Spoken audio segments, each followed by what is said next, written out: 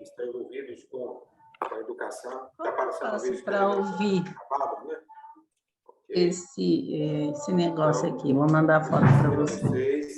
E parabenizar pelo Dia do Professor, todos que estão envolvidos na educação quadrangular. Muito obrigado mesmo e parabéns. Que o nosso Deus continue a abençoá-los, né? E esse ministério tão importante dentro da igreja, no corpo de Cristo, que é o do ensino.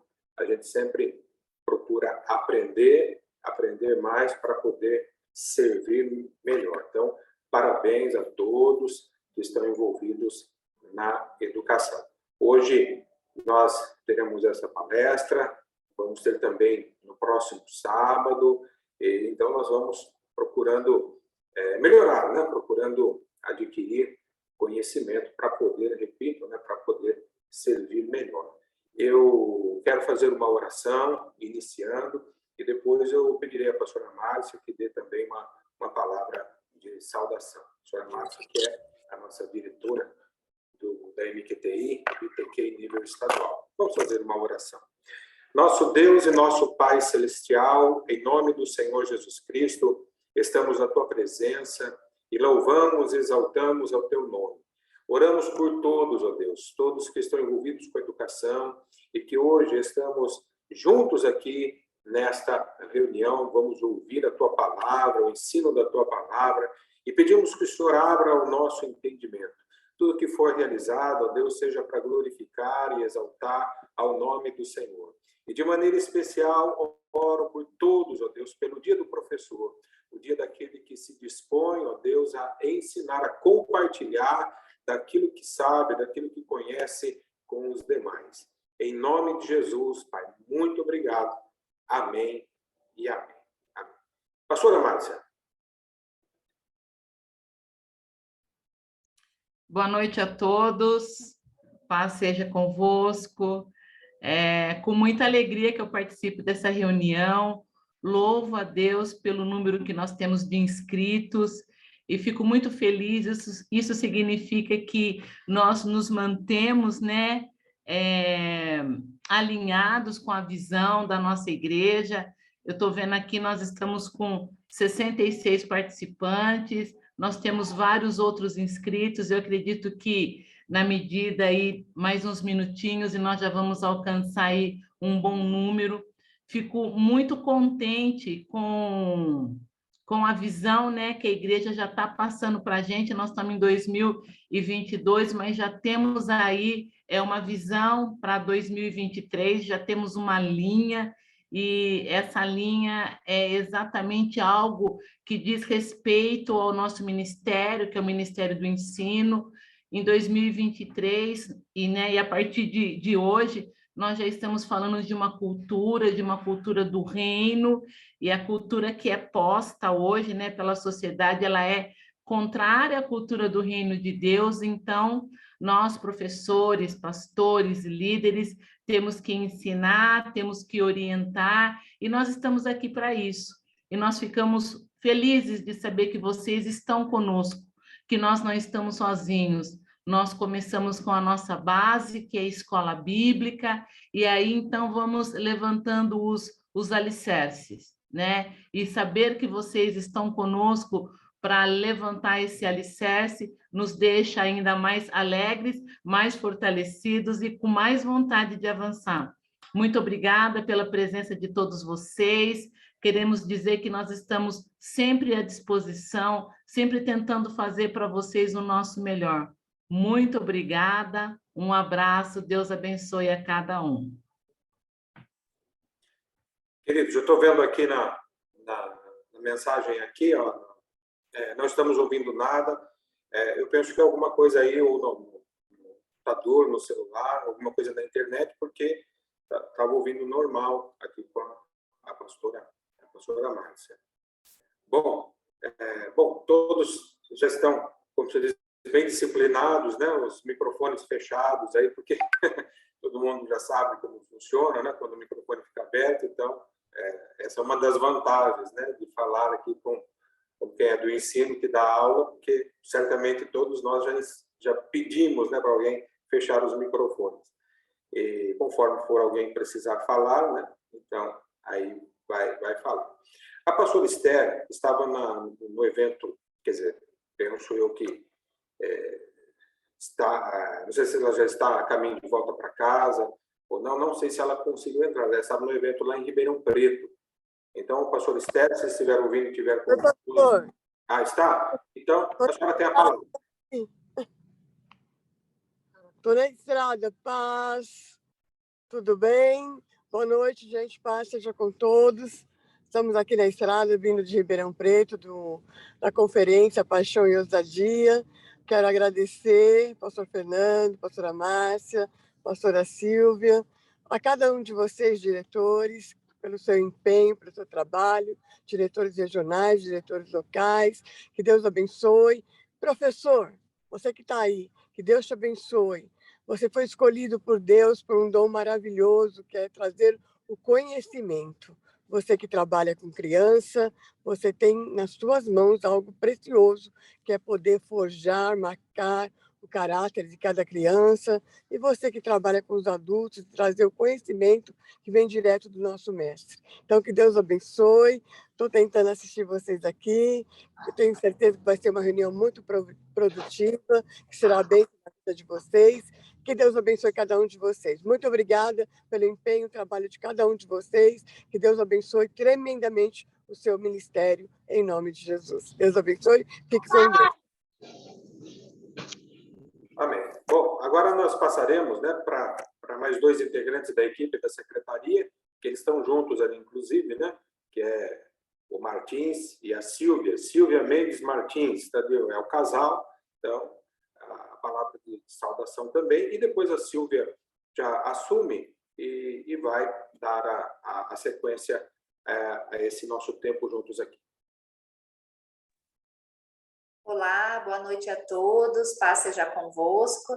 Nós agradecemos a todos os professores, diretores, alunos que estão participando dessa palestra aqui, Prossigo para o Alvo, Venha ao Teu Reino, e que todos possam aproveitar o máximo todo esse conhecimento, todo esse ensinamento que será passado aqui nessa noite. Estamos com 83 participantes agora, mas até alguns minutinhos antes de nós começarmos aqui a reunião, estávamos com 172 inscritos.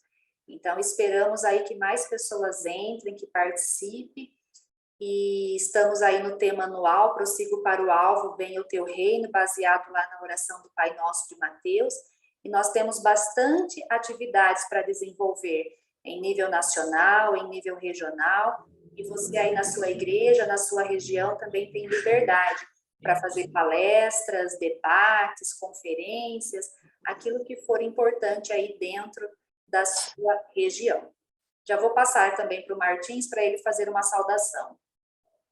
Paz, meus irmãos, uma grande alegria que estou participando pela primeira vez, né, numa reunião aqui com vocês. Agradeço muito a Deus por essa oportunidade e estamos aí, né, para trabalhar. Amém. Posso dar sequência, pastor Fernando? Posso chamar o preletor? Bom, irmãos, então nós nos programamos, né, para que nessa palestra, nesse encontro, nós convidamos o professor Reginaldo Cardoso, que é aqui de Araras.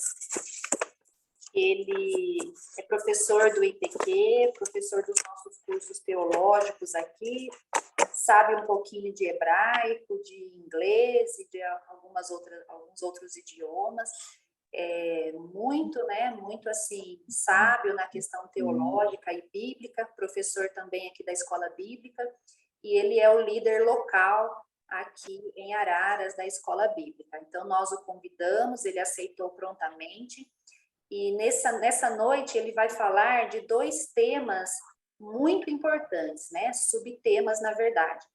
Venha ao teu reino as perspectivas bíblicas e o reino de Deus, os fundamentos, tá? Então, o professor Reginaldo já está aqui na reunião, pelo que eu vi, e já está com a palavra, professor.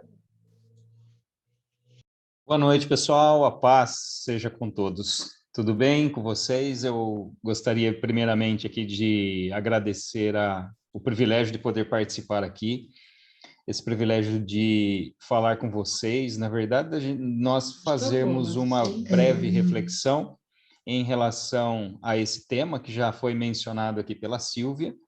E antes de mais nada, eu gostaria de cumprimentar, né, a todos que estão nos acompanhando aí. Principalmente, em primeiro lugar, aqui, pastor Fernando, nosso secretário estadual de educação, também a pastora Esther, que é diretora do DEBQ, diretora estadual do DEBQ, pastora Márcia, que é diretora estadual do ITQ e do MQTI, a Silvia, que é diretora regional aqui também, e auxilia na secretaria estadual, e a todos os demais diretores, coordenadores, professores e demais participantes aí deste evento, que nós possamos ter um momento agradável aqui de reflexão. E eu estou ouvindo aqui, eu não sei se a gente pode fazer isso ou não, Silvia, você que está no comando aí, eu vi uma mãozinha levantada, eu não sei se ela foi levantada indevidamente ou não, né? Que é a Ana Lima. Isso, a Ana Lima. Eu acredito Agora que tá as aqui, ó. pessoas às vezes apertam, né? Vão Porque a gente não está e ouvindo acabam o pessoal levantando a falar. mão por engano. Mas, Entendeu? Ana Lima, gostaria de falar alguma coisa? Por isso que a irmã levantou a mão? Ficar com o risco vermelho em cima, Não, o Reginaldo, porque pode está tocar, viu? desligado. Tá, eu vou reforçar o pedido aqui, né? Que, claro, que se alguém tiver alguma dificuldade aí, nós estamos à disposição para auxiliar aí também, né? Por gentileza, manterem os microfones fechados, as imagens não tem problema nenhum, tá? Pode manter as imagens abertas, não há problema algum, mas o som realmente seria interessante que todos mantivessem aí fechados os microfones, porque ele pode dar eco, né? Pode gerar um eco, Vou voltar, estou no PC. como está acontecendo nesse momento, por exemplo. Ok, agora fechado, Ana. Obrigado. E não, deixar de cumprimentar o Teco, né? Vocês sabem quem é o Teco? O Teco é esse que está do lado da Silvia aí, que é o Martins, né? Mais conhecido aqui em Araras como Teco, e que também aí está contribuindo com a Secretaria Estadual, junto ao pastor Fernando. E, como eu disse, é um grande privilégio, né? E parabenizar todos os professores, hoje dia 15 de outubro, dia do professor, essa missão tão nobre que todos têm de facilitarmos, eu ouvi essa expressão sendo utilizada hoje em um dos grupos, não sei exatamente qual, mas que foi utilizada aí, né? Que nós somos facilitadores da construção do conhecimento, né? Então, imagina aquele que consegue, que tem o privilégio de compartilhar um pouquinho daquilo que sabe, um pouquinho daquilo que conhece. Isso é um privilégio muito grande. Eu sei que tem vários aqui nessa sala que estão nessa condição, né? Então, eu gostaria de compartilhar uma tela com vocês. Deixa eu ver aqui se eu vou conseguir. Eu preciso de habilitação para compartilhamento, viu, Silvia? Não estou, está aparecendo uma mensagem aqui para mim. Você já pediu, Reginaldo? Sim. Bom, eu acredito que sim, né? Cliquei aqui em compartilhar tela, mas está dizendo que está desabilitado o compartilhamento de participantes. Espera aí, então. Enquanto isso, eu preciso, antes de mais nada, né, dar alguns recadinhos em relação à apresentação que eu vou fazer. Então, em primeiro lugar, caso já fiquem avisados, né, que essa apresentação estará à disposição de vocês posteriormente, a Silvia vai compartilhar com vocês uma breve apresentação, são alguns slides aqui, que tem alguns tópicos em relação àquilo que nós vamos tratar aqui essa noite, tá? Algumas questões importantes que eu acho necessário que nós falemos aqui inicialmente.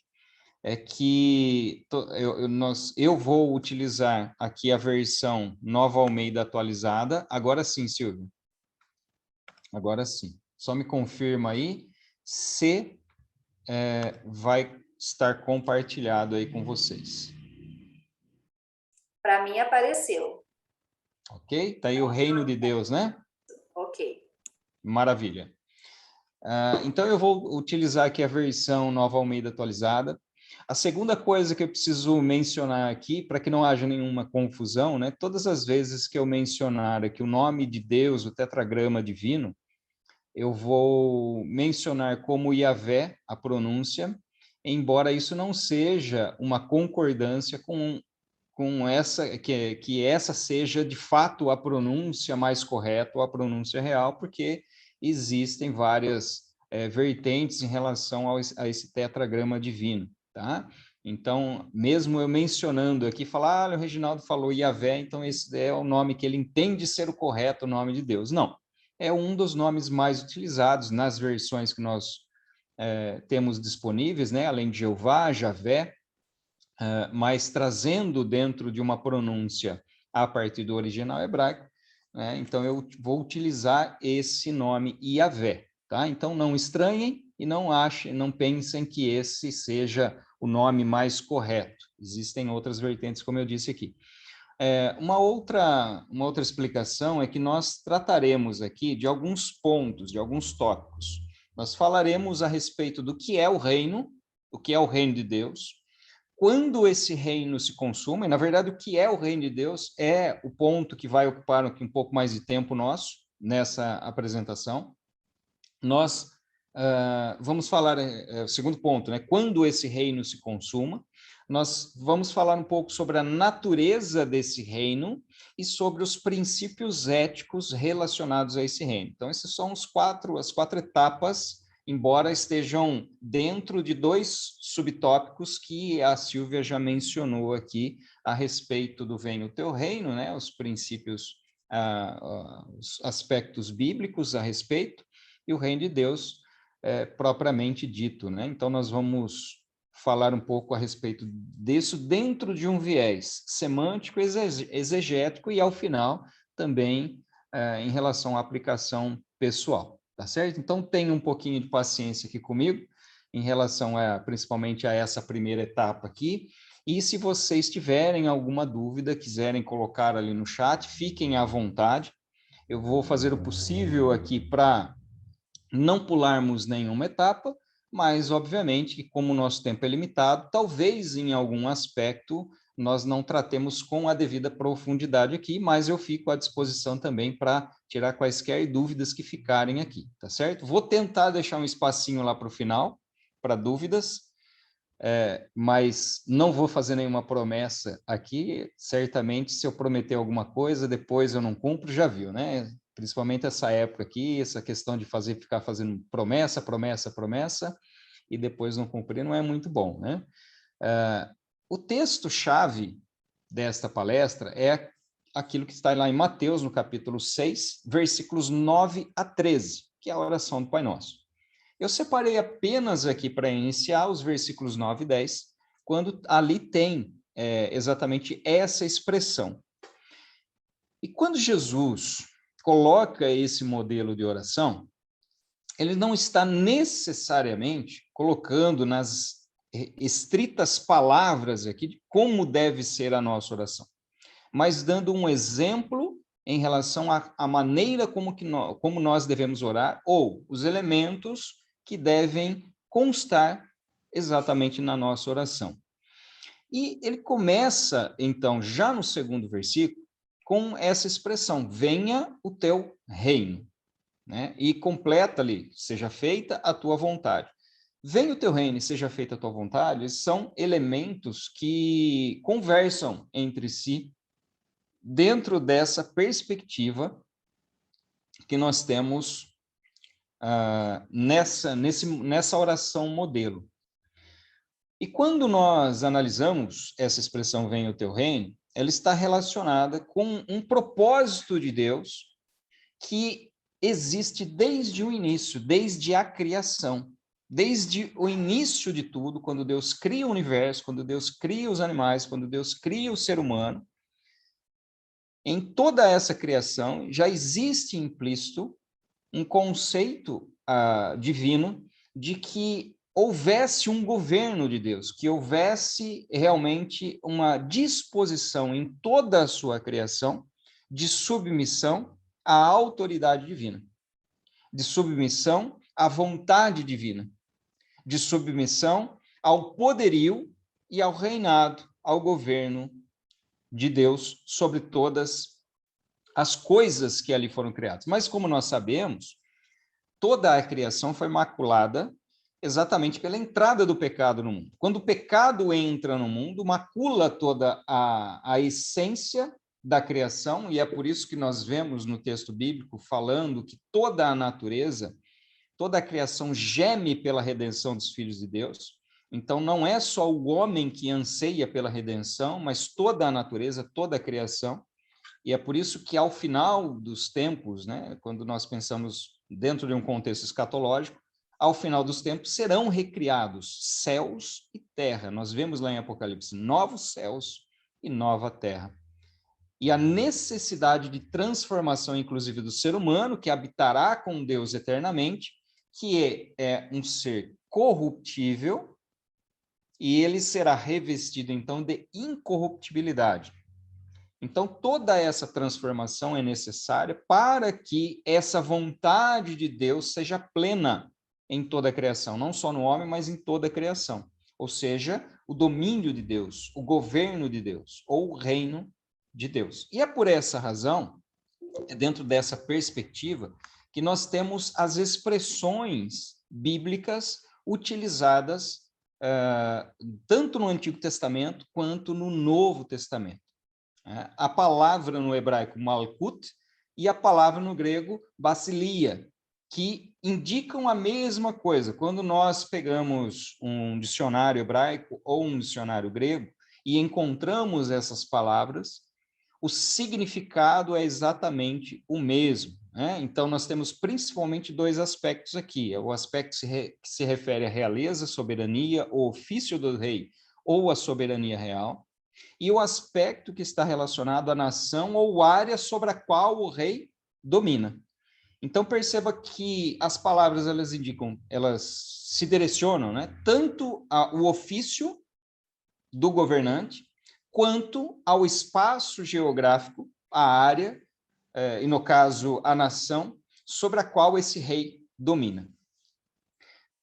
Vocês estão vendo, mudou a tela aí, né, Silvia? Só me dá um ok aí, mudou a tela, né? Está aí o reino de Deus, as palavrinhas aí em hebraico e grego.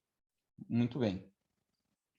Então, quando nós analisamos o desejo de Deus inicial, o propósito de Deus, não há como nós dissociarmos, nós separarmos o conceito de redenção ou o propósito de redenção dentro do plano de Deus, através da pessoa do Senhor Jesus, com a instituição do reino de Deus. Porque assim como a redenção é um propósito de Deus para toda a humanidade, que deseja que todos venham ao conhecimento da salvação, mas também é um propósito de Deus a implantação do seu reino, ou o estabelecimento pleno do seu reino. Uma vez que esse sempre foi o propósito. Quando Deus cria o homem, ele cria o homem e o coloca ali como um representante dele na terra para administrar tudo aquilo que foi criado. Mas, através do homem, Deus, então, continua exercendo ali a sua soberania. E nós vamos entender um pouco essa relação dos conceitos de redenção, de reino e de soberania à medida que nós formos avançando aqui na nossa fala. E, por essa razão, quando nós falamos em plano de redenção e olhamos para o Antigo Testamento, nós vemos que Deus prepara um povo, separa um povo, para que desse povo venha o Messias, venha aquele por meio do qual nós seríamos redimidos, e através do sangue do qual nós seríamos, então, redimidos. E esse Messias é exatamente aquele que é responsável pela implantação do reino de Deus. E da mesma forma que a redenção nas nossas vidas, ela está ofertada, recebida, mas não consumada, assim o reino de Deus também, a partir de Jesus, a partir do advento de Jesus, ele está presente e recebido, mas ainda não consumado. Mas eu vou falar disso um pouquinho mais adiante para que a gente compreenda um pouquinho melhor essa questão. Eu estou fazendo só essa introdução para entrar, né, exatamente no ponto do desenvolvimento no Antigo Testamento desse conceito de reino, para a implantação desse conceito do reino associado ao conceito da própria redenção. Se para a redenção Deus escolheu uma pessoa e a partir dessa pessoa veio uma nação pela qual viria o Senhor, e depois isso alcançou não só judeus, mas como todos os gentios, aqueles que recebem a Cristo como Salvador, também o reino, o estabelecimento do reino e o desejo de que Deus reinasse no meio do povo, também se estabelece a partir de um desenvolvimento desse conceito desde o chamado de Abraão, desde o Antigo Testamento. Como ele faz parte do plano de redenção, faz parte também do processo de estabelecimento do reino de Deus aqui na Terra. Então, nós vemos que, inicialmente, nós temos aqui esse conceito de reino sendo desenvolvido no Antigo Testamento, iniciado ali em Abraão, quando Deus mostra ali a soberania e uma ordem divina para que ele, por obediência, fosse para a terra que ele mostraria e que exercesse a sua fé de que a partir dele essa nação seria separada. A nação de Israel, através de Jacó, que tem o seu nome mudado para Israel, quando a partir de então, Israel se torna uma nação separada, Deus separa esta nação e Deus torna essa nação um reino sacerdotal, ou uma nação de sacerdotes. Esse é o propósito de Deus. E é interessante que quando a gente analisa dentro desse conceito de sacerdote, a função sacerdotal dentro da palavra de Deus é aquele que conduz o povo até Deus. Nós temos basicamente, dentro de um ambiente veterotestamentário, nós temos a ação do rei, a ação do sacerdote e a ação do profeta. E cada um tem um propósito específico. Quando nós analisamos, por exemplo, o profeta é aquele que traz Deus até o povo. Ou seja, quando nós olhamos para esse ofício profético no Antigo Testamento, via de regra, sempre se inicia o discurso da seguinte forma: assim diz o Senhor. Então, isso é evidente aqui, o propósito de trazer aquilo, a vontade de Deus para as pessoas. Ao mesmo tempo que o propósito do sacerdote é levar as pessoas até Deus, a reconciliação com Deus. Veja, por exemplo, o ofício do sumo sacerdote no dia da expiação que era feita uma vez por ano, quando nós vemos o sumo sacerdote fazendo a expiação por todo o povo, ou seja, levando o povo a se reconciliar com Deus, intercedendo pelo povo diante de Deus.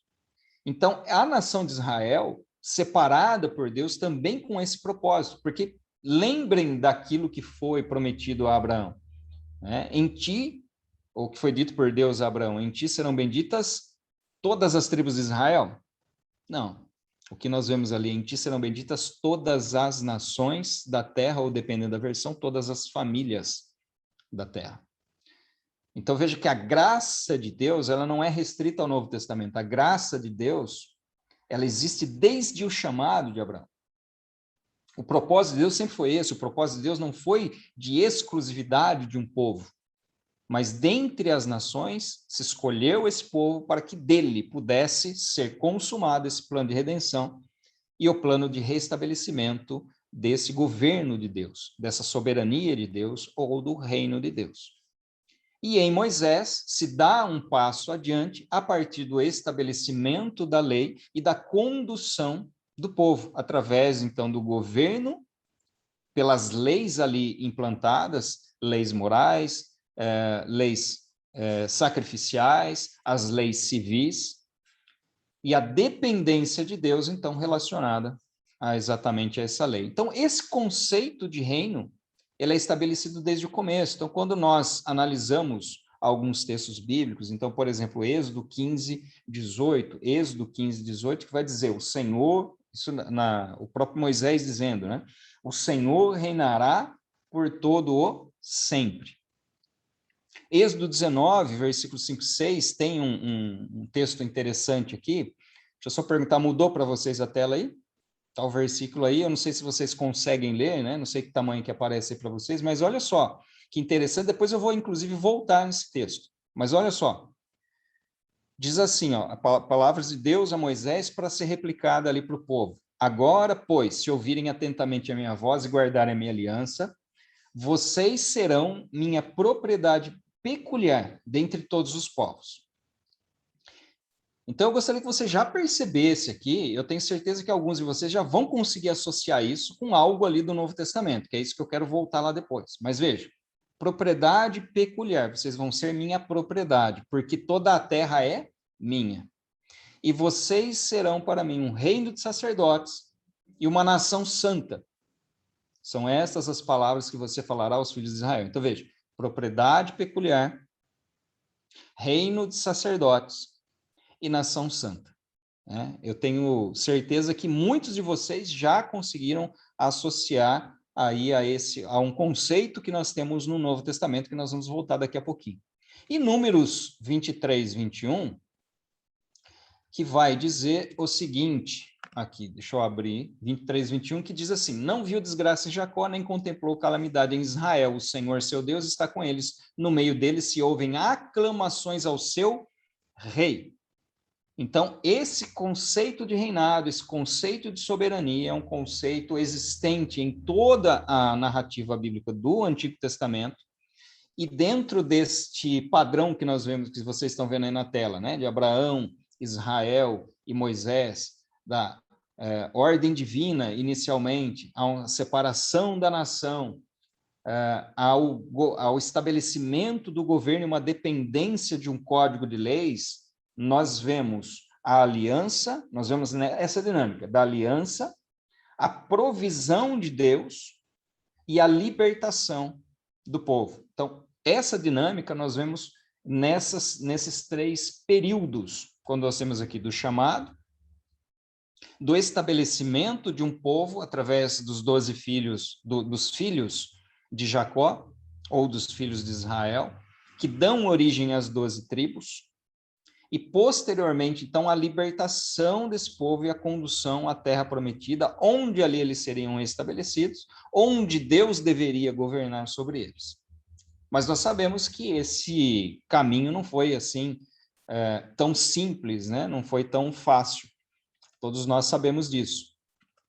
E nós vemos na sequência, aqui, através do período dos juízes, quando eram separadas pessoas para representar a Deus, através da eleição de determinadas pessoas, através dos reis, quando o povo pede ali um rei, que o povo pede um rei para que eles fossem como todas as demais nações e tivessem um rei ali representando. Então, veja que nós vemos em Juízes capítulo 8 e versículo 23, quando Gideão é eleito ali para representar a Deus diante do povo e para batalhar ali à frente do povo pela libertação, nós vemos que Gideão ele diz que ele não quer dominar, mas que Deus dominaria sobre o povo.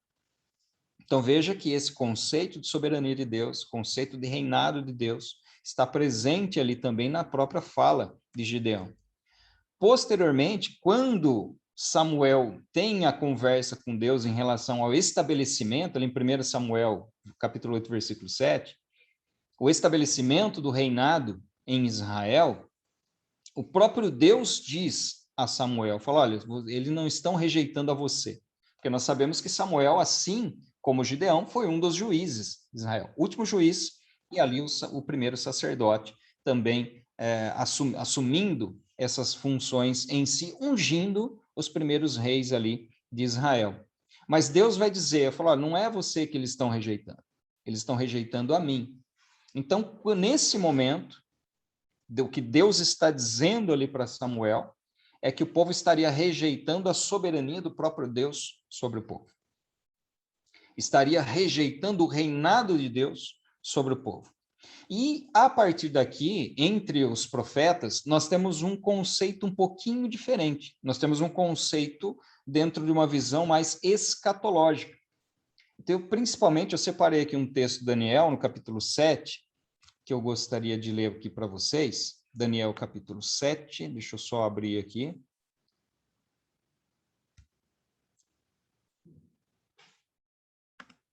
Daniel, capítulo 7, versículos 13 e 14, que vai dizer assim: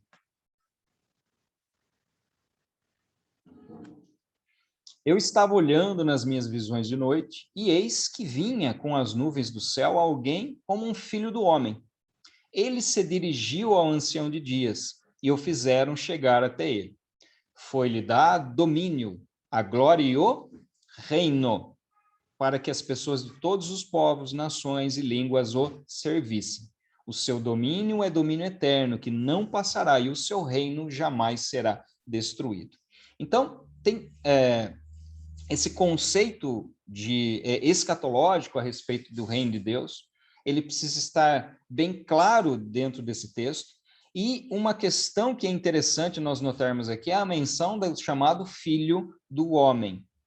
Então, essa expressão filho do homem, ela vai posteriormente ser reutilizada no Novo Testamento para se referir exatamente ao cumprimento daquilo que havia sido anunciado dentro de um contexto escatológico, dentro de um contexto profético. Então, a partir daqui, existe uma mudança de panorama dentro da compreensão desse reino. Quando se estabelece uma comparação ou um confronto entre aquilo que é o reino de Deus e aquilo que é o reino das trevas. Aquilo que era anteriormente apenas um conceito imanente do reino de Deus, passa a ser, então, um conceito de transcendência do reino de Deus. Então, tanto aqui, quando nós falamos em conceito de imanência, nós estamos falando a respeito de um conceito de um reino presente, de um reino real. Ou seja, aquilo que se esperava em Israel estava relacionado necessariamente a um governo terreno, ao estabelecimento de um governo terreno.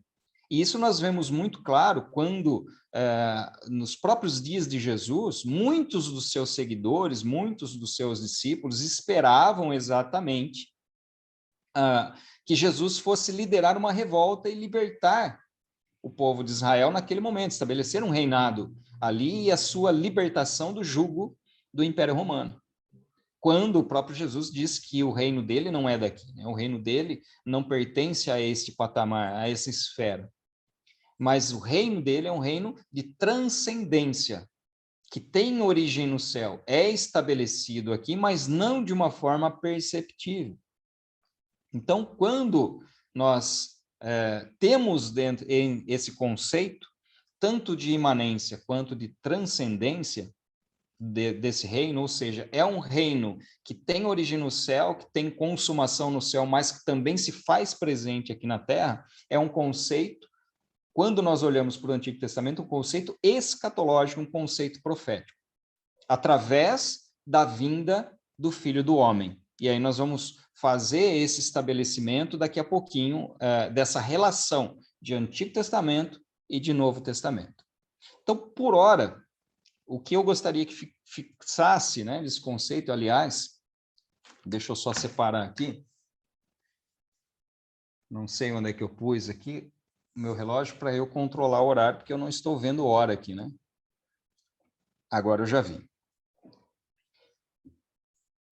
Agora eu já vi aqui. Então, por hora, o que eu preciso que fique bastante claro em relação a isso que nós conversamos até agora? Então, veja, que o reino de Deus, ele tem um propósito. Qual propósito é esse? O propósito de estabelecer a soberania de Deus entre as nações. não apenas em Israel, mas entre as nações. Segundo ponto, qual é a base do estabelecimento desse reino? É o amor, a bondade e a misericórdia de Deus.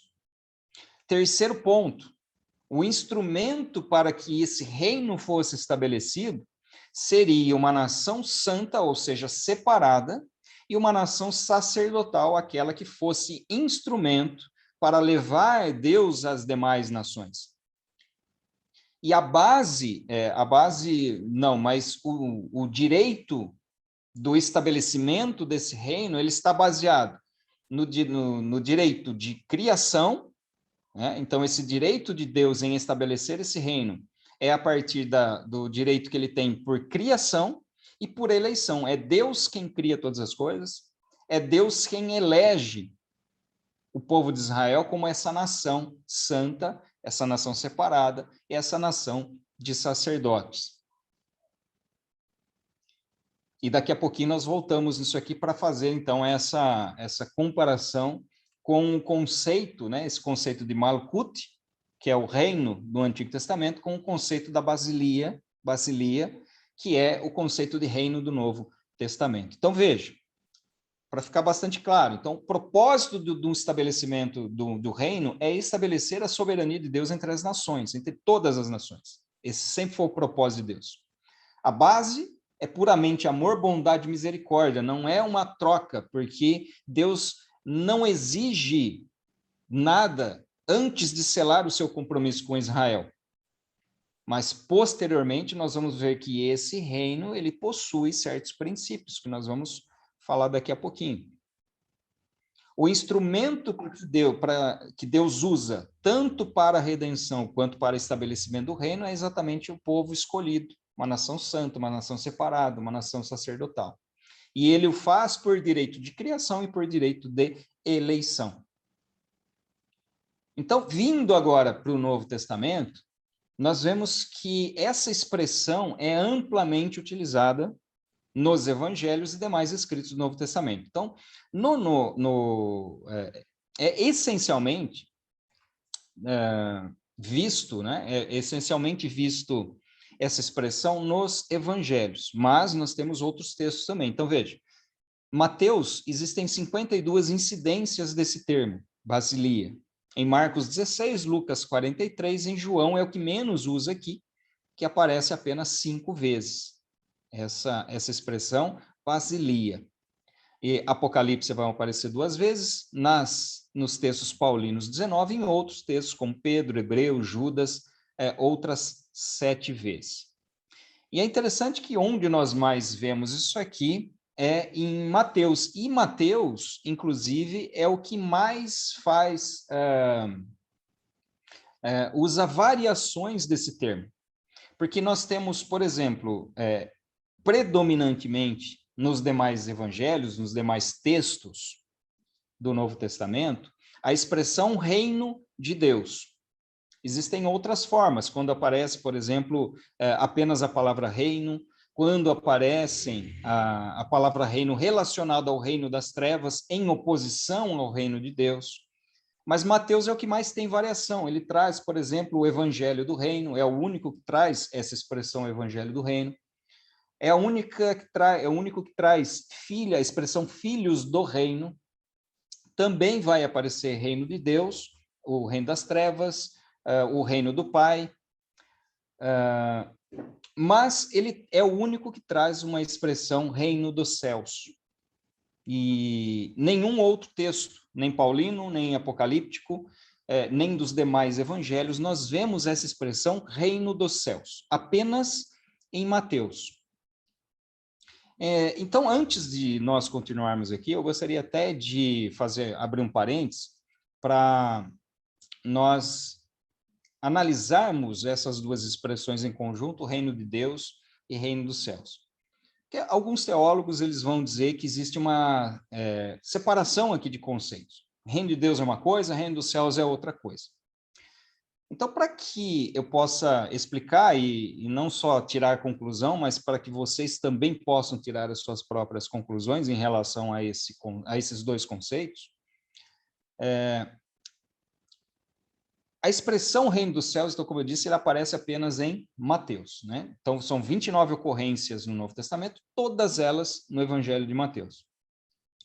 E a origem dessa expressão reino dos céus, ela vem de uma literatura rabínica intertestamentária. O que nós estamos dizendo aqui? Nós estamos dizendo que essa expressão reino dos céus, ela não aparece no Antigo Testamento. Ela não aparece em outros textos que não no Evangelho de Mateus do Novo Testamento.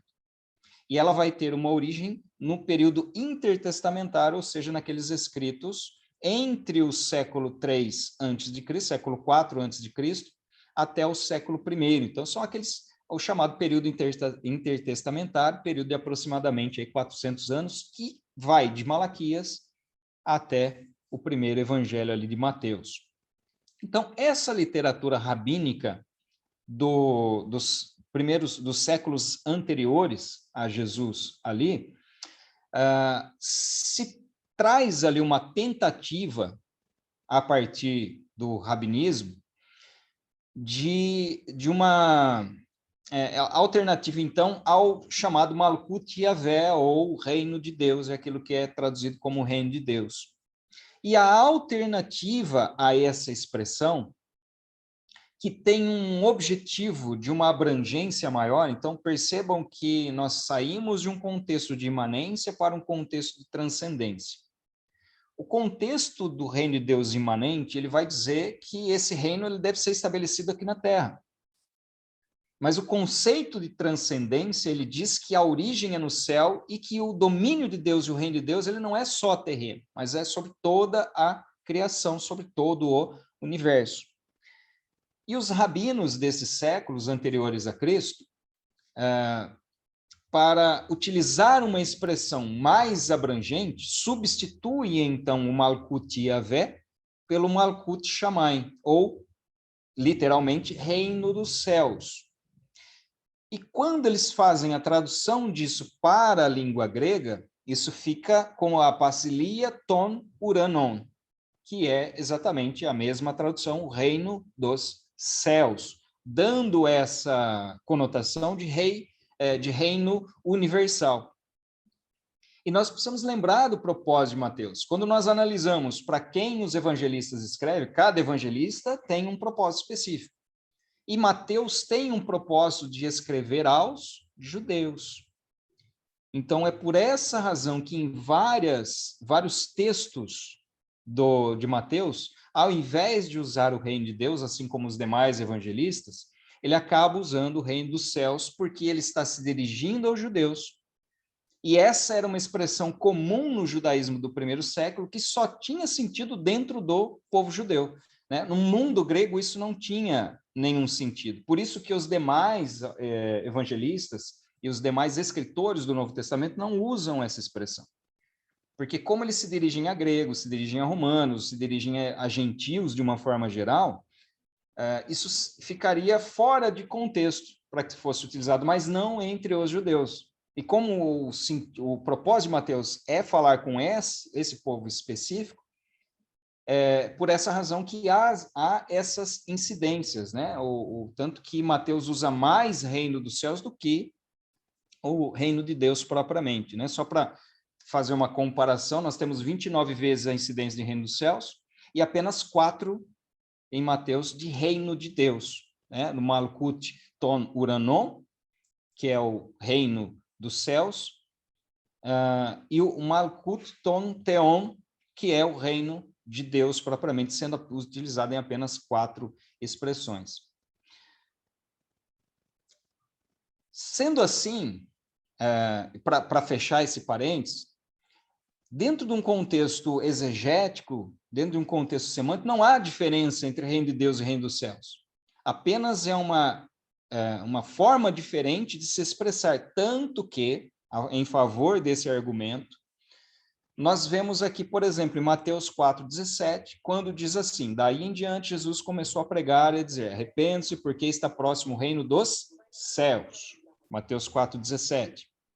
Quando Marcos fala a respeito dessa mesma passagem, ele vai dizer assim, o tempo está cumprido e o reino de Deus está próximo, arrepende-se e creia no evangelho. Então veja que Mateus está usando o reino dos céus, Marcos o reino de Deus para a mesma passagem, dentro da mesma conotação.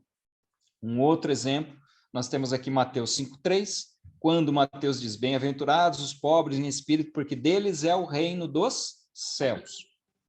E nós temos um texto de Lucas, no capítulo 6, verso 20, que dentro da mesma fala de Jesus, quando ele diz, bem-aventurados são vocês os pobres, porque o reino de Deus é de vocês, ele está usando então aqui reino de Deus, ou basilia ton theon, quando Mateus usa basilia ton uranon, que é o reino dos céus. Então, nós temos aqui tanto o reino de Deus quanto o reino dos céus sendo utilizados dentro do mesmo contexto para falar a respeito da mesma fala de Jesus.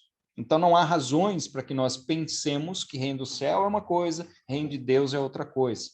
Desde o início, o reino de Deus, ou Malkut Yavé, do Antigo Testamento, ele está relacionado com o domínio e soberania de Deus sobre toda a criação, não somente em governos terrenos, mas sobre toda a criação. Então, nós podemos chegar a algumas conclusões. Primeiro, que o reino dos céus, ele não é evidente neste mundo. E é necessário, então, uma decisão a favor ou contra ele. Então, quando nós analisamos o contexto do Antigo Testamento, comparado ao contexto do Novo Testamento, nós vemos que é necessário uma expressão de vontade pela submissão a este reino.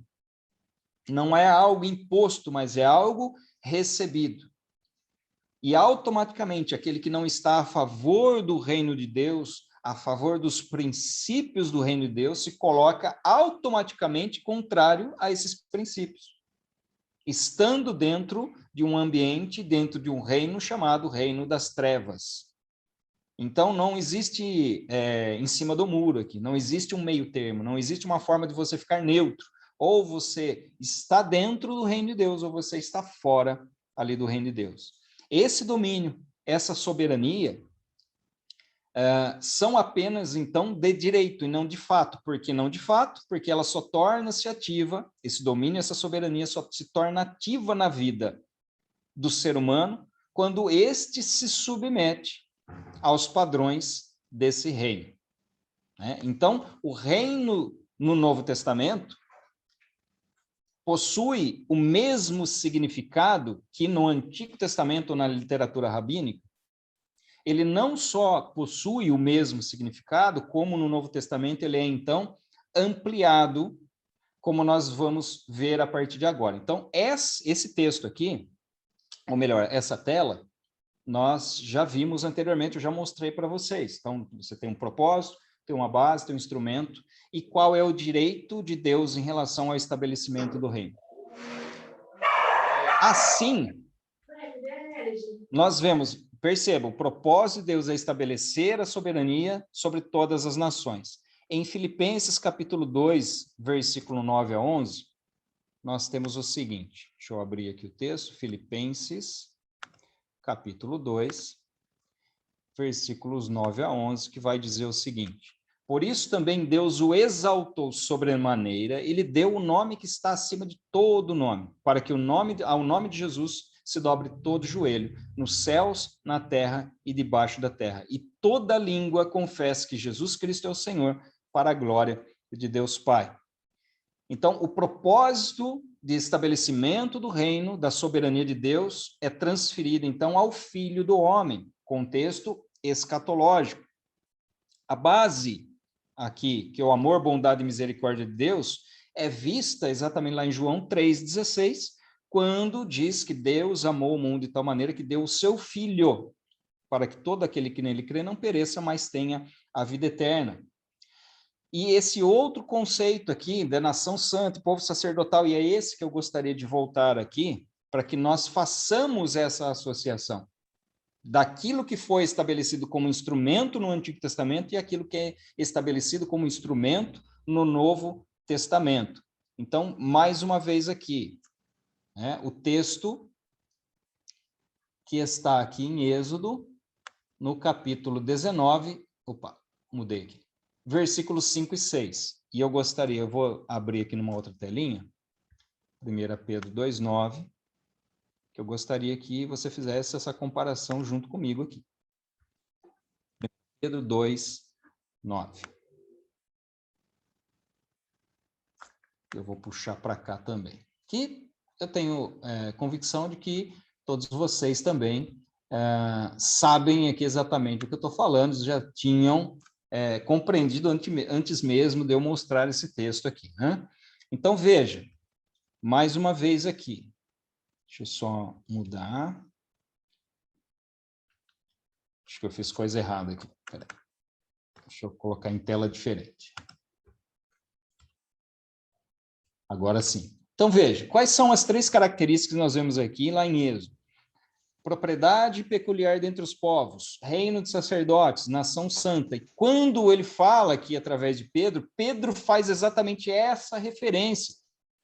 Veja que Pedro ele vai dizer aqui, vocês são o quê? Geração eleita, sacerdócio real, nação santa, povo de propriedade exclusiva de Deus. Então, aquilo que era o estabelecimento do reino a partir da nação de Israel, o instrumento a ser utilizado aqui por Deus para o estabelecimento do seu reino no Antigo Testamento, que era a nação de Israel, se cumpre na igreja a partir da sua eleição pela redenção ocorrida por meio do sangue de Jesus, que alcança não só a nação de Israel, mas a todos os povos, porque diz o texto bíblico que, a partir de Jesus, houve o fim daquele muro de separação, a derrubada do muro de separação entre gentios e judeus. Em Cristo não há mais judeu nem gentil. Em Cristo não há mulher nem homem. Em Cristo não há servo nem livre, mas todos são feitos um agora. E o propósito da igreja é ser esse instrumento a partir daqui para o estabelecimento deste reino aqui na Terra. E não só agora Deus tem o direito de estabelecer esse reino por criação, por eleição, mas inclusive por redenção.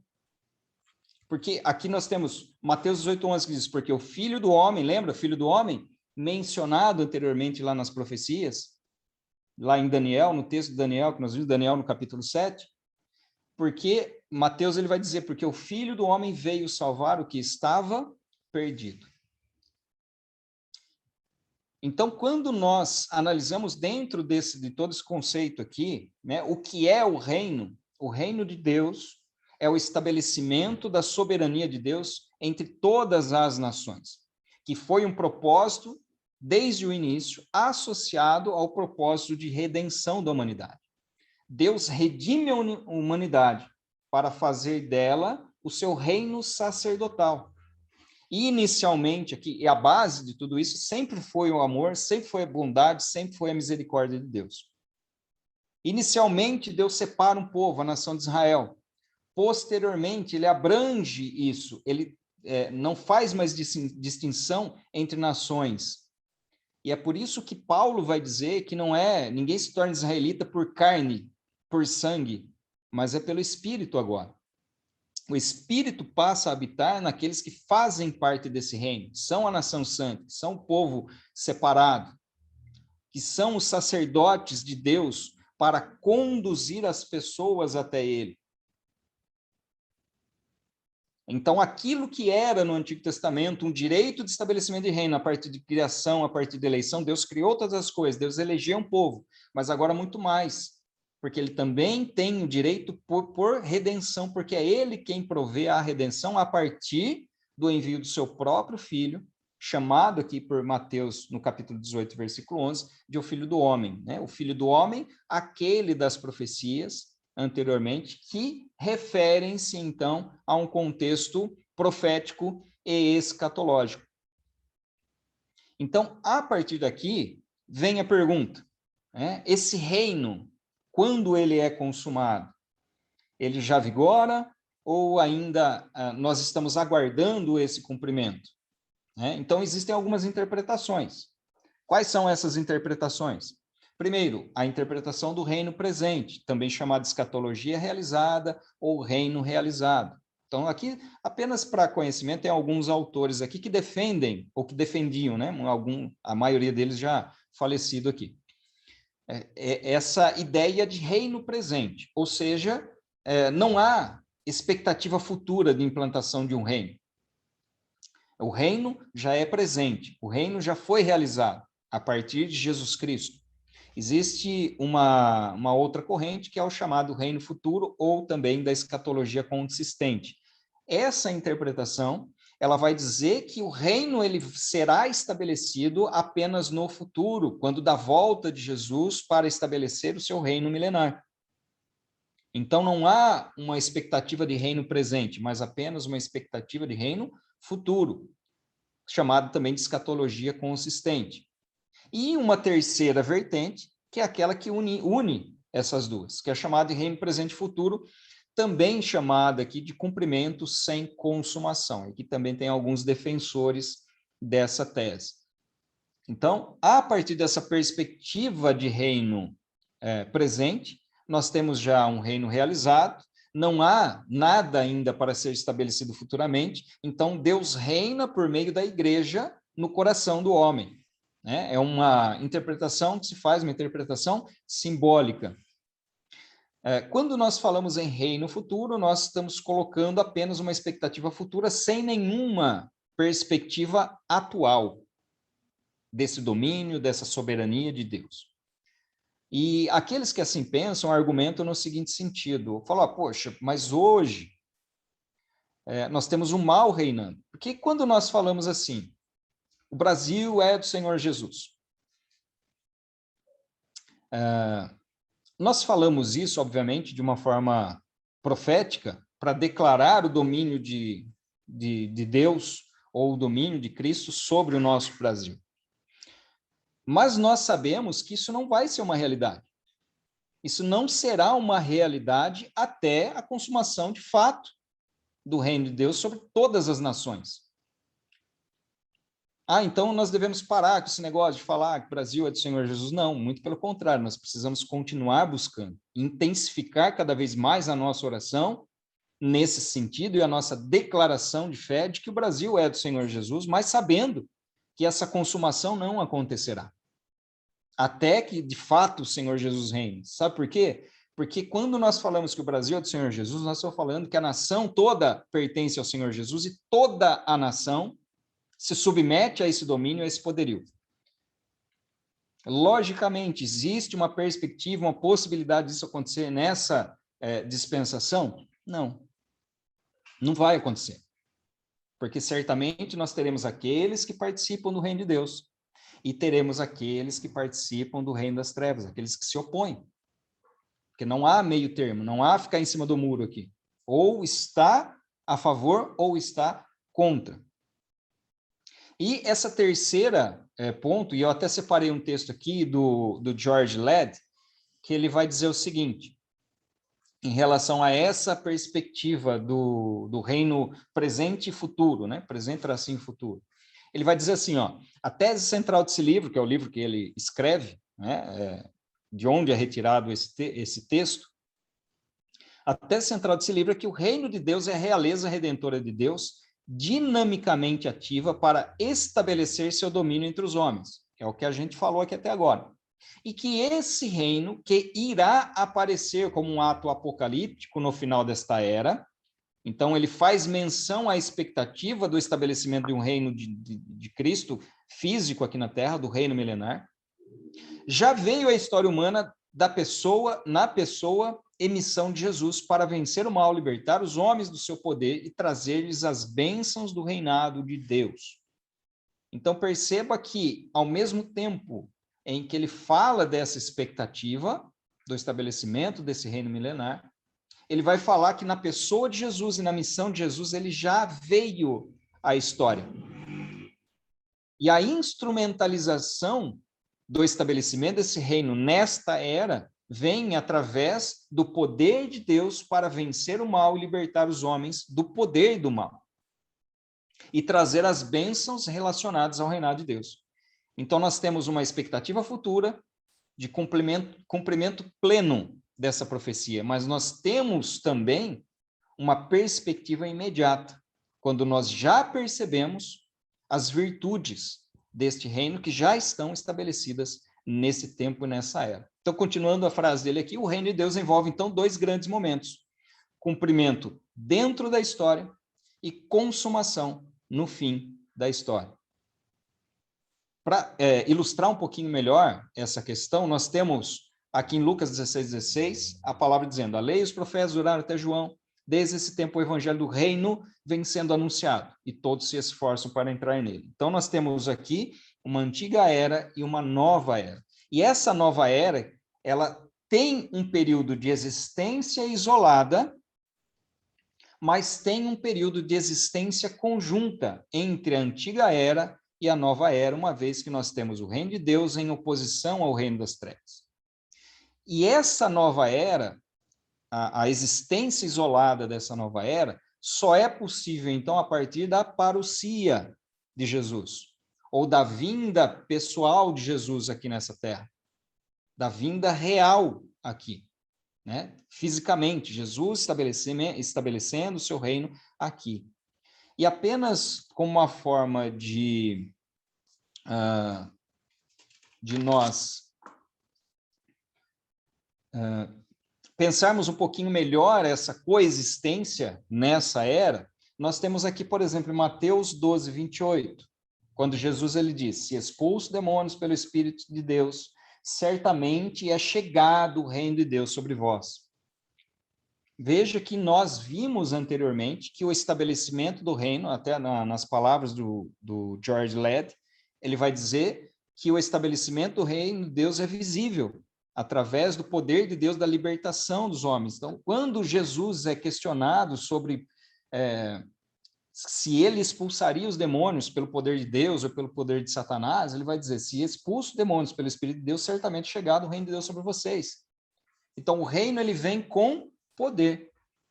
Em Lucas, capítulo 7, versículo 9 e 23, quando Jesus é questionado pelos discípulos de João Batista, ele responde dizendo o quê? Né? Ele falou: olha, os discípulos dizem o seguinte: João nos mandou aqui para ver se é o Senhor mesmo que é o que nós deveríamos aguardar, ou se vai vir outro. E o que Jesus responde? Ele falou: olha aí o que está acontecendo. Coxos andam, cegos veem. Então veja que Jesus estabelece o parâmetro desses sinais, os sinais, como uma prova irrefutável de que o reino de Deus estava presente. E ele é mais enfático ainda no texto de Lucas, capítulo 17, do 21 ao 30. Quando no versículo 21 ele vai dizer que o reino está entre vocês, o reino é presente. Mas nesse mesmo texto, no versículo 30, ele vai dizer que esse reino se consumará com a vinda do Filho do Homem, ou a parousia do Filho do Homem, que é aquele que havia anteriormente profetizado. Então, nos dizeres aqui do Gunther Bornkamm, ele vai dizer que no próprio Jesus, o irromper do reino de Deus se torna um evento. Então, é um evento que acontece na história e é um evento que se consumará no final desta era, no final da história. Então, até aqui nós analisamos o que é o reino de Deus, o que significa o reino de Deus, qual é o propósito deste reino, e nós percebemos claramente que este reino já se faz presente.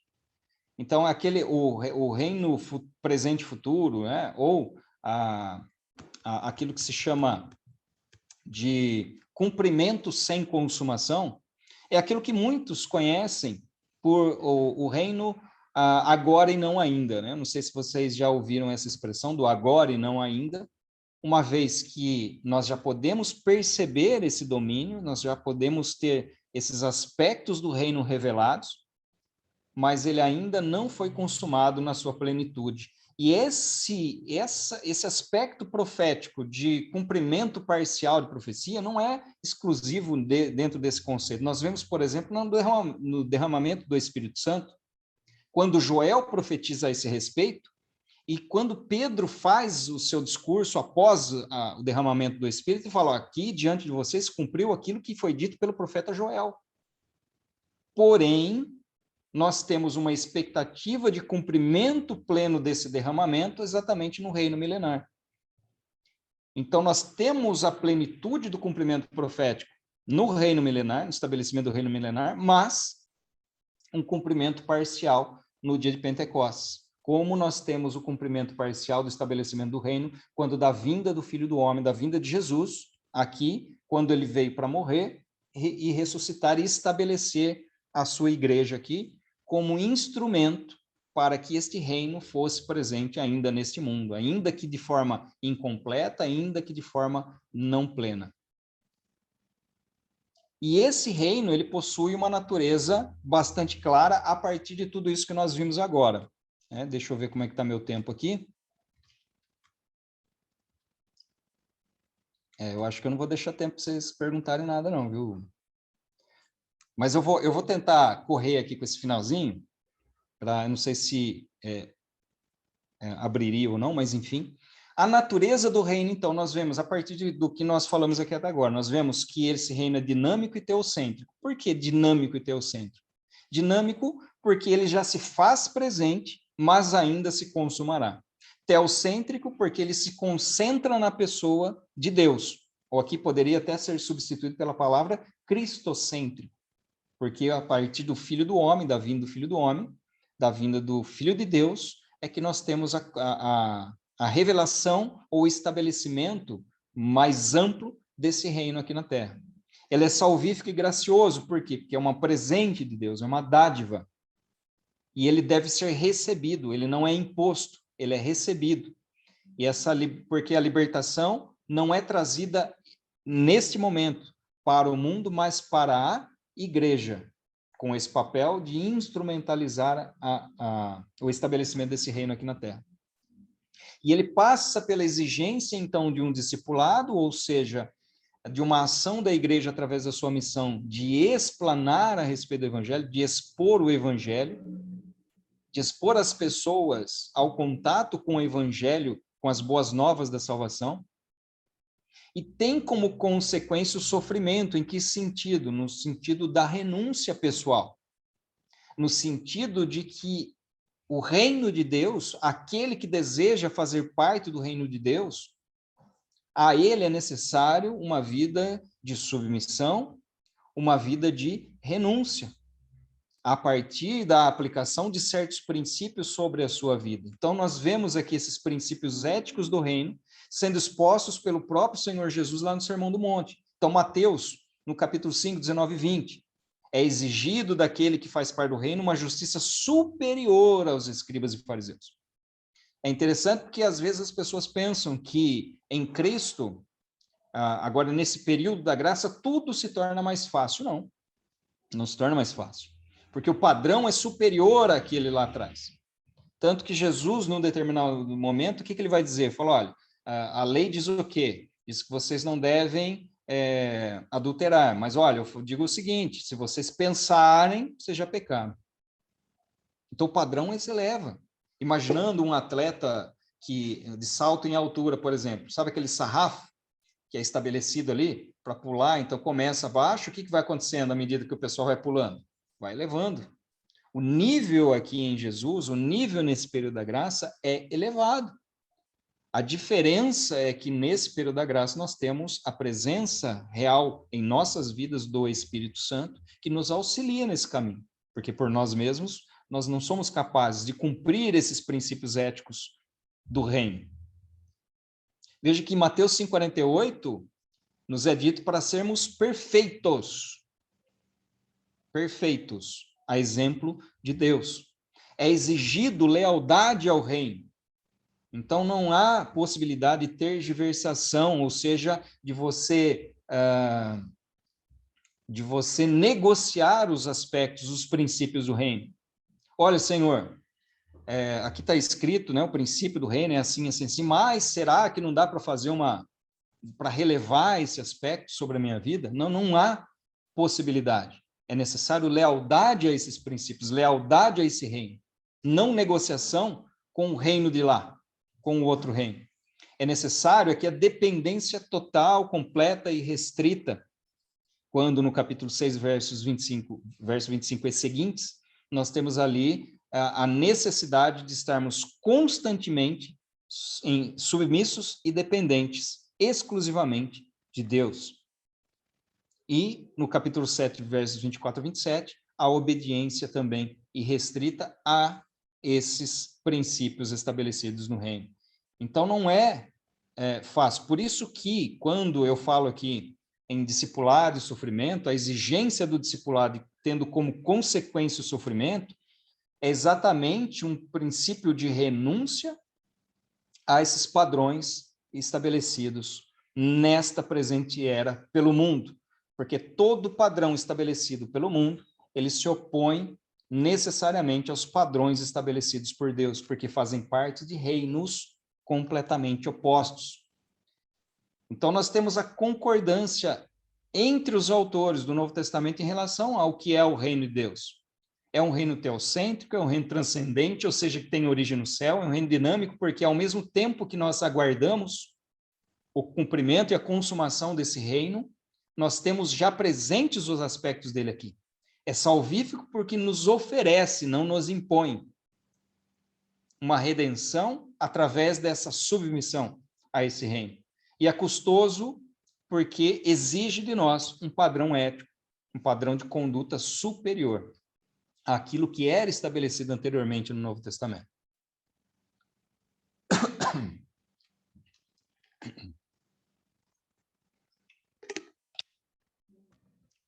E trazendo então aqui para o tema, né, que na verdade o tema vai aparecer aqui agora no final, prossigo para o alvo, venha o teu reino. Então nós precisamos, para que nós prossigamos para o alvo, nós precisamos estabelecer exatamente qual é o alvo. Não adianta você estabelecer o alvo errado e sair correndo atrás dela, prossigo para o alvo, mas o alvo não é esse. O alvo está errado. E qual é o nosso alvo? O nosso alvo é aquele que está na oração de Jesus, que nós devemos orar a Deus no seguinte: venha o teu reino. Quando nós dizemos isso, nós estamos dizendo que o governo, a soberania, o domínio de Deus sobre as nossas vidas, ele deve vir primeiro. E que esse domínio de Deus exige de nós uma renúncia pessoal em muitos aspectos, deixando completamente o padrão estabelecido para esse mundo. Romanos capítulo 12, verso 2 vai dizer o quê? Não conformeis com esse mundo, mas transformai-vos pela renovação do vosso entendimento. Nós não devemos nos moldar a esses padrões.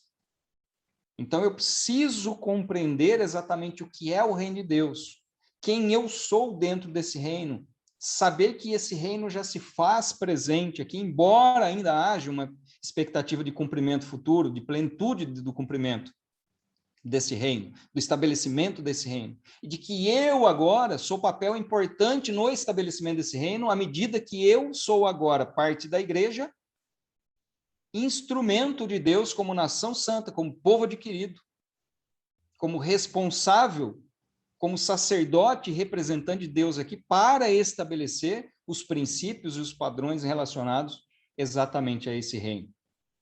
E dessa forma, compreendido isso, aí sim, eu posso me esforçar, eu devo me esforçar em prosseguir para o alvo, à medida que eu estabeleci qual é esse alvo, que eu compreendi o que é esse alvo. A partir de agora, então, eu me esforço para alcançar esse alvo e para chegar nesse alvo. Prossigo para o alvo, pelo prêmio da soberana vocação que há em Cristo Jesus.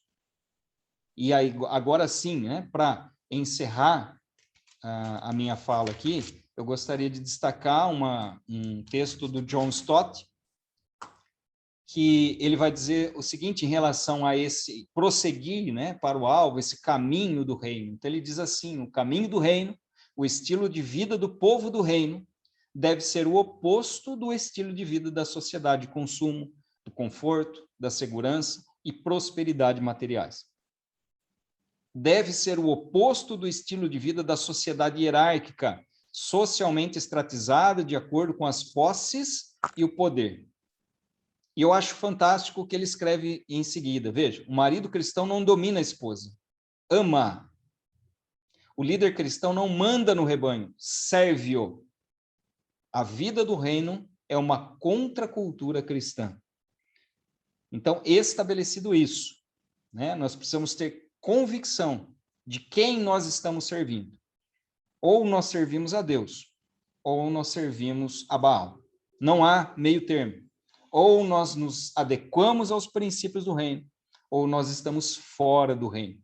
E é por isso que a Bíblia, em diversas ocasiões, diz, olha, esse tipo de atitude, esse tipo de pessoa estará fora, não herdará o reino de Deus. Por quê? Porque essas pessoas são exatamente aquelas que se amoldam ao padrão, ao estilo de vida desta era presente, deste mundo, e não se sujeitam, não se submetem ao domínio de Deus, ao governo de Deus. E assim, então, eu encerro deixando aqui na última página apenas uma bibliografia básica que foi utilizada para elaboração dessa apresentação. Eu espero que eu possa ter contribuído ao menos um pouquinho aqui para que nós possamos compreender melhor o que é o reino de Deus. E a minha oração é no sentido de que o Espírito Santo possa falar ao seu coração e completar aquilo que talvez eu não fui capaz de expor aqui com tanta clareza assim. Então, eu agradeço mais uma vez a oportunidade de nós estarmos aqui nesses poucos minutos, né, falando a respeito desse assunto, e eu fico à disposição caso alguém tenha alguma questão que queira ser colocada, Silvia, enfim, né? Eu não sei como está a organização nesse momento, mas eu fico aqui à disposição, agradecido mais uma vez, Silvia. Muito obrigado, pastor Fernando, também eu agradeço de coração aqui esse privilégio e essa oportunidade que eu tenho hoje. Muito obrigado. Queridos, nós agradecemos ao professor Reginaldo. Deixa eu só perguntar se vocês estão ouvindo, porque eu coloquei o fone agora. Estão ouvindo? Sim? Tá baixinho, mas dá para ouvir, viu, pastor? Então, vou tirar. Melhorou? Melhora. Então, eu agradeço ao professor Reginaldo pela aula, né?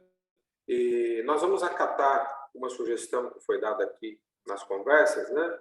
De tirarmos as dúvidas através do grupo. Então, aqueles que não são regionais, porque nós temos um grupo dos regionais do DBQ e temos um grupo também do ITQ e MQTI. Aqueles que não estão nesse grupo vão fazer as perguntas através dos seus regionais e o professor Reginaldo, então, depois responde. E assim acaba dando mais detalhes e mais subsídios também para a resposta, né? Para a pergunta.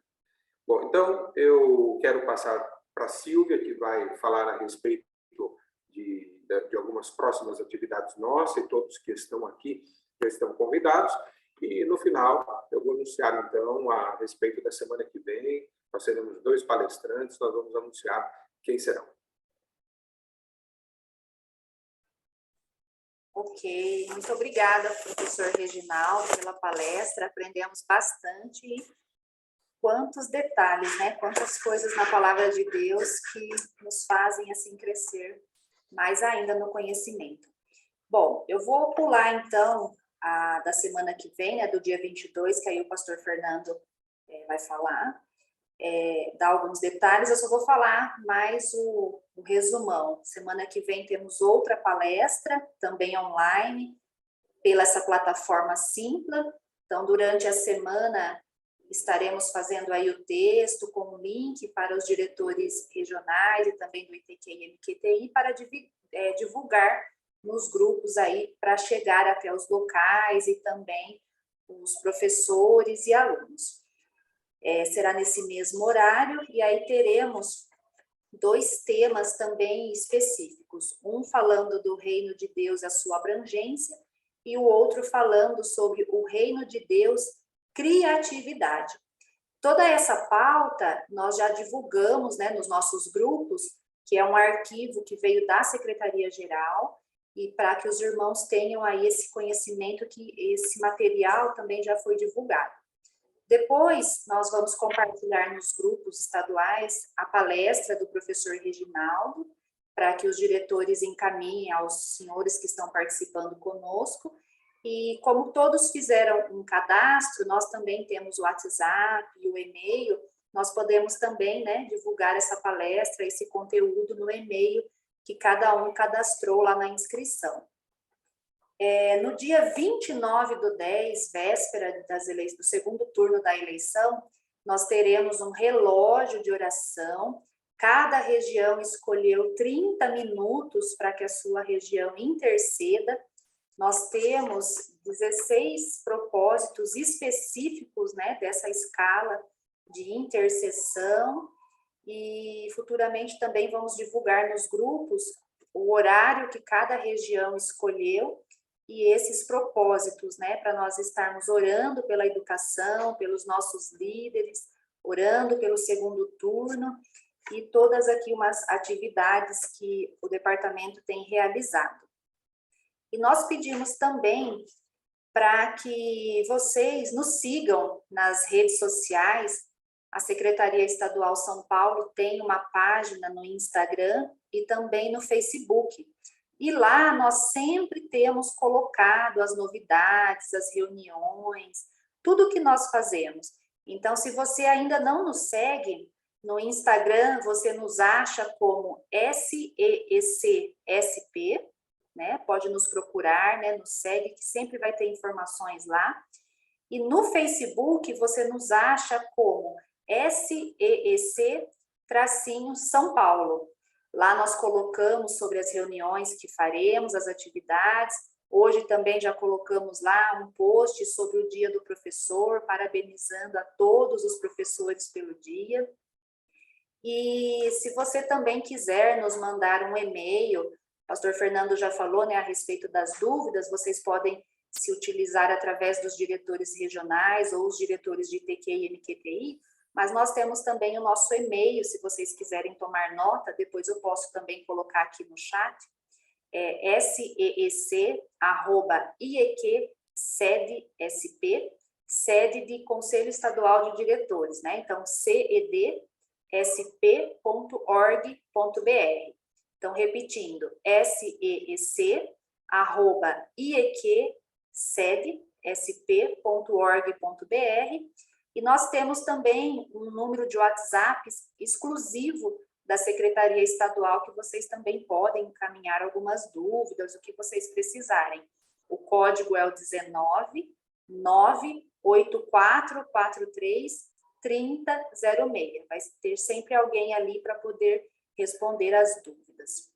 E, aproveitando a oportunidade, quero também convidar os irmãos que, como foi dado, né, liberdade para que todos possam trabalhar o tema Prossigo para o Alvo, Venha o Teu Reino, no dia 2 de novembro, aqui na região de Araras, 510, nós também vamos fazer um evento com esse tema. Teremos dois pregadores aqui conosco, dois pastores, a pastora Rose Campos e o pastor Átila, poderoso bispo de Campinas, estarão ministrando aqui conosco.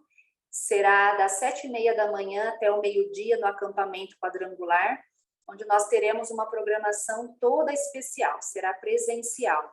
Então, os irmãos, né, que quiserem estar conosco, no dia 2 de novembro, feriado nacional. E acredito que é isso, pastor Fernando, dos meus comunicados aqui são esses. Ok. Bom, então, depois a Silvia coloca aí tanto o e-mail da secretaria, quanto o WhatsApp, né, para ter contato conosco, também pelas dúvidas. O pessoal está elogiando aqui a aula do professor Reginaldo. Alguém disse assim, deve ser muito bom assistir às suas aulas. Quanto ao material, né, e também o link da gravação será disponibilizado através do grupo, tá bom? E como a Silvia mencionou, nós temos agora, através do cadastro que foi feito, né, a gente tenta também já enviar direto para cada um. Bom, no próximo sábado, às 19h30, Campinas, os dois pastores que vão ministrar são da cidade de Campinas, dois pastores da nossa igreja.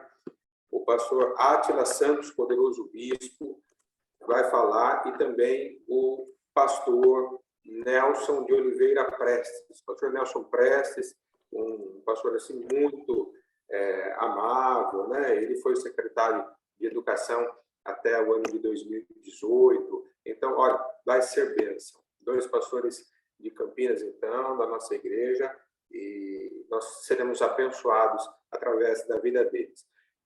Participem, convidem pessoas para estarem conosco, convidem alunos da escola bíblica, aqueles que não são alunos ainda, convide, porque será um tempo de grande enriquecimento, assim como foi hoje com o professor Reginaldo, que a gente agradece mais uma vez.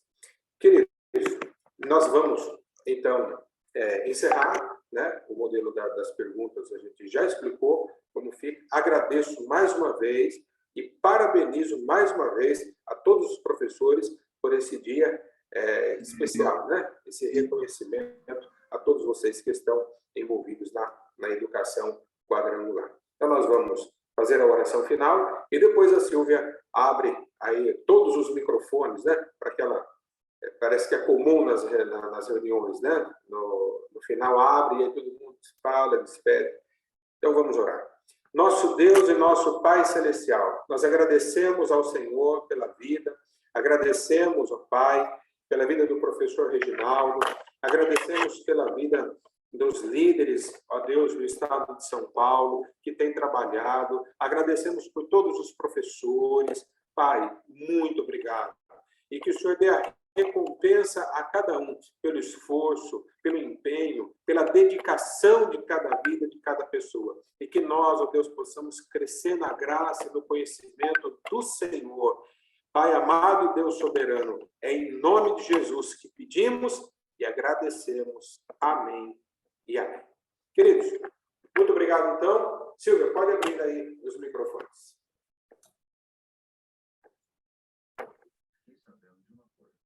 Vamos ver se está certo. Bom, eu achei para fechar, né? Agora eu preciso achar para abrir, mas se cada um conseguir abrir o seu, pode abrir. Consegui? Consegui. Consegui, boa noite, grande beijo para todo mundo. Obrigada, pastor, cada um. Deus abençoe. Obrigado, pastor. Beijo, gente. Boa noite a Obrigado pela todos. palestra, muito boa. Paz, boa noite a todos. Obrigada. Boa noite. Maravilhoso. Paz, boa noite a todos. Uma excelente aula, maravilha. Boa noite Obrigado a pelo todos. conteúdo. Paz, boa noite a todos. Deus abençoe. Boa noite a todos também, em nome de Jesus. Não, nós deixamos para amanhã. Deus abençoe a todos. A moça que vai fazer as coisas disse que é só amanhã.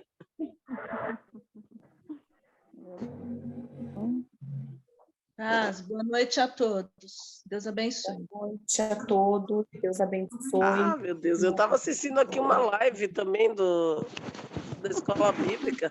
Estava vendo aqui. Paz, Deus abençoe.